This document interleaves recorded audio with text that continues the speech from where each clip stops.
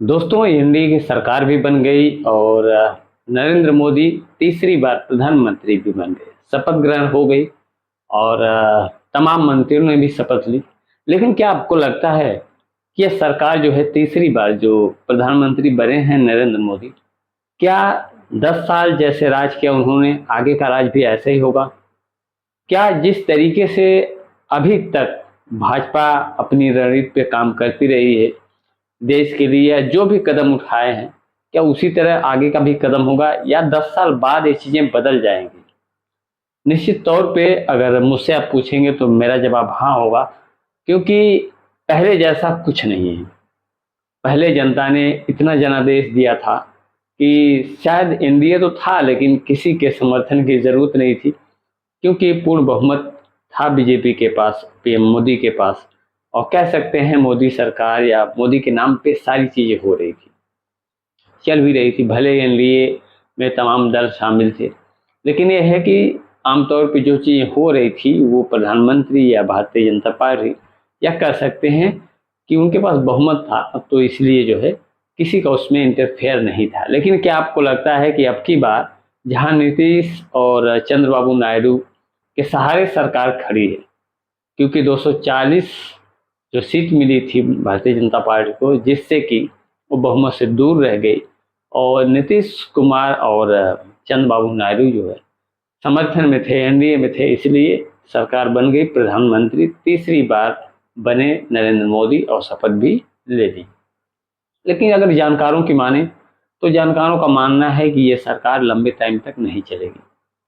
क्यों नहीं चलेगी? इसके पीछे बहुत सारी वजहें हैं। वजह यह है कि जहां चंद्रबाबू नायडू तमाम तरीके से प्रधानमंत्री को आतंकवादी तक कह डाला था और तमाम 36 का आंकड़ा आता है अमित शाह से भी, ऐसा बताया जा रहा है, ऐसा लोग कह रहे हैं। और वहीं नीतीश कुमार की अगर बात आती है तो नीतीश कुमार को पलटू चाचा के नाम से लोग जानते हैं, क्योंकि कभी इधर कभी उधर, जिस तरीके से यूपी में ओम प्रकाश राजभर को लोग देखते हैं उसी तरीके से नीतीश कुमार को देखते हैं लोग, या उनके बारे में बातें कही जाती है। और कई जगहों पे ऐसे मौके आए जहां उन्होंने पलटी भी मारी है, इधर से उधर गए हैं। तो निश्चित तौर पे अब की सरकार जो मोदी जी की सरकार है 3.0, या तीसरी बार जो प्रधानमंत्री बने हैं, इस बार का कार्यकाल इतना आसान नहीं होगा, क्योंकि बहुत सारे ऐसे मंत्रालय हैं, बहुत सारे ऐसे विभाग हैं जो हर कोई लेना चाहता है। वित्त मंत्रालय हो, रक्षा मंत्रालय हो, गृह मंत्रालय हो, या ऐसे तमाम चीजें हैं।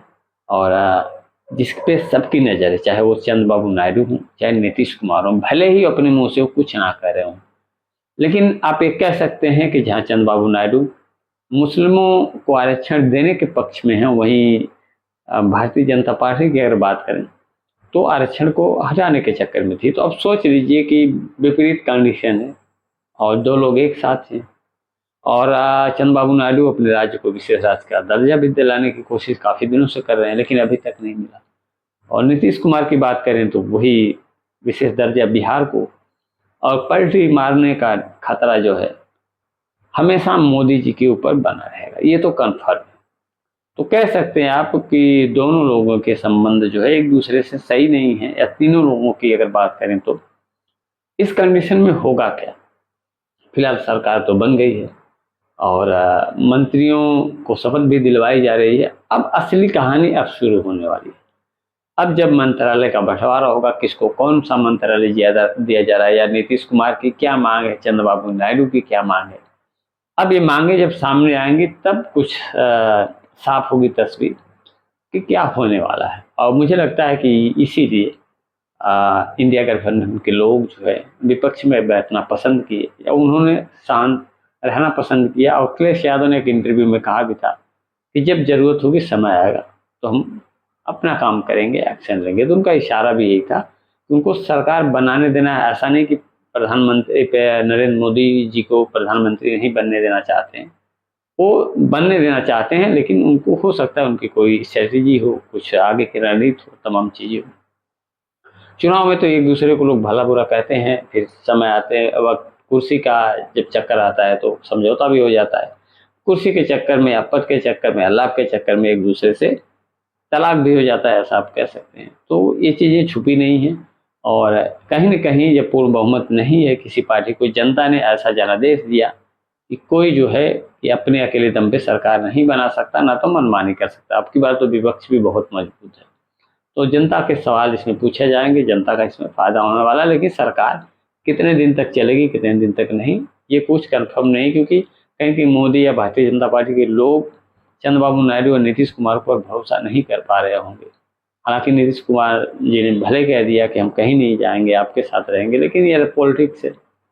समय जैसा होता है वैसी लोग बातें करते हैं। समय बदलने के बाद बातें भी बदल जाती हैं, तमाम चीज़ें भी बदल जाती हैं, मुद्दे भी बदल जाते हैं।